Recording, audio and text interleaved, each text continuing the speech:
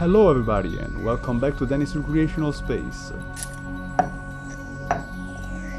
If you want to see how I managed to turn a broken wristwatch into a cute little tank, then stick around.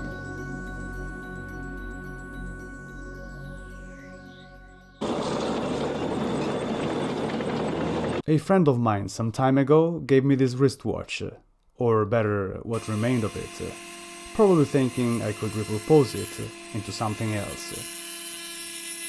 This watch band made me think about tank tracks at once, and boom! There it was. I had an idea to start with.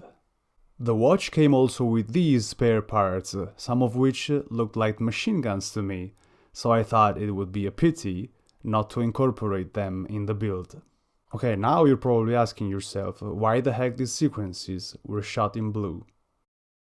Well, this is Danny Dan that does some experiments with lights of different colors, and afterwards he kind of regrets it, but at the end he really has no choice other than use them anyways, does him? Just like I was making lasagna, layer after layer, this monotrack tank started to take shape. Inside of an ink printer I took apart some time ago, I found some of the coolest bits ever, among which loads and loads of gear wheels of all dimensions, which I used along with round sprues from Lego Flowers to make this monotrack tank look more like a monotrack tank. It's official, we are now back to normal light. After making these custom bits to connect the two main gear wheels to each other, it was time to glue the watch that obviously became the body of our monotrack tank. And at that point I needed to bulk out the size of the tank, possibly making a smooth transition from the track to the top. And this was when the roll-ins came in real handy.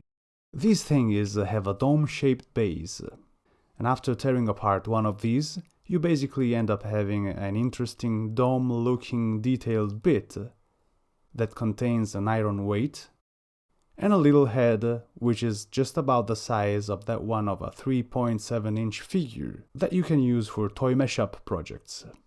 And this is why whenever I see these things at thrift stores, I pick them up. I must admit that finding a proper bit to make the turret wasn't easy. This was my first attempt, a regular plastic cap, and then I heard a voice inside telling me a spray can cap was probably more appropriate. Until that day, when I finally could lay my hands onto a whole bunch of spray can caps that looked just fine. Enough for making a whole set of turrets for a battleship. This cap only had to be shortened a little, and it was perfect. I wanted the turret to be able to rotate, so I glued a magnet right under it. And to provide the magnet some iron to stick to, I used a simple metal pin. To find a proper bit to conceal this pattern and possibly upgrade the aesthetic of the turret, I went through many attempts. And eventually, under the broken toys compartment, I finally found this cool bit here. A toy hatch! Couldn't hope for something more appropriate than this, could I? Hey, look at that! What is that piece of junk? Hey, watch your tongue, would you mother... dong? Remember how there were some spare components from the watch band? As a final touch, I managed to place one of them right on top of the turret. I think we have got to a point here, and we've got our soul tank rigorously built in a perfect scale with an RC tank. Ready to get some paint on. Hey there, if you like this kind of magic and want to see more of it, please do yourself and me a big favor. Smash that like button, subscribe to the channel, and hit that bell to have notifications whenever new content is uploaded. Thank you!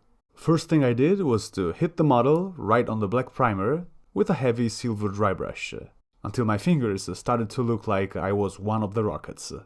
Then I sprayed on the whole model a coat of glossy varnish, and that was to protect it from the dissolving action of white spirit, which I used to dilute this blue oil color into a marvelous blue oil wash.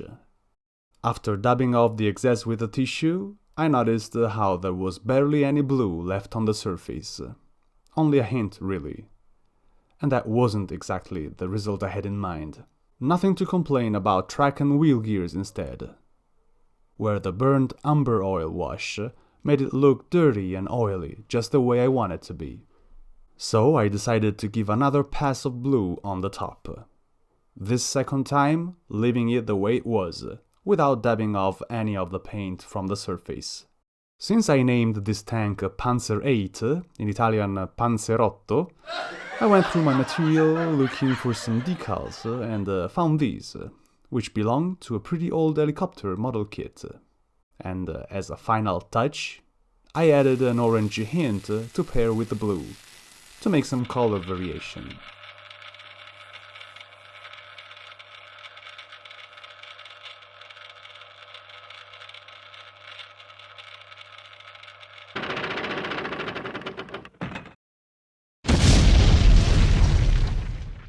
And as always, I'd like to welcome all the new subscribers to the channel, and to thank immensely all those that support me by giving thumbs up, commenting on my work, and sharing my contents. Thank you. This being it for today, take care and stay creative.